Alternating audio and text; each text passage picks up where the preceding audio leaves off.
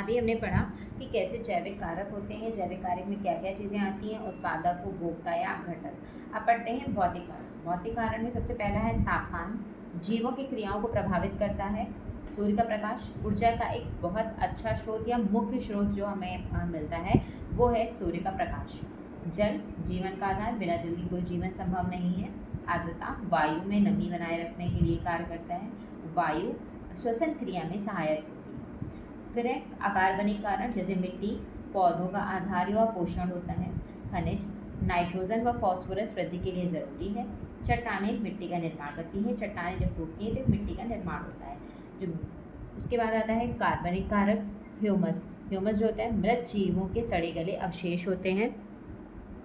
मृत जैविक पदार्थ जो होते हैं वे कौन से होते हैं? सूखी पत्तियां और मृत जीव।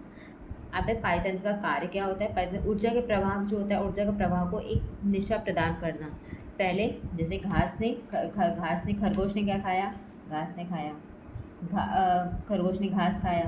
खरगोश को किसने खाया? सांप ने खाया। सांप को किसने खाया? चील ने खाया। और चील कितने को खाने के बाद चील की अगर मृत्यु होती है तो उसका अपघटन करके उसको कहाँ मिला देते हैं? मिट्टी में मिला देते हैं और पुनः ये एक पोषक तत्व बन जाता है। तो इस तरह ऊर्जा का प्रवाह जो होता है वो एक दिशीय होता है। नेक्स्ट है पोषक तत्वों का चक्रण। जैसे वायुमंडल है, वायुमंडल में ऑक्सीजन मिलती है, ऑक्सीजन से मानव क्या करता है?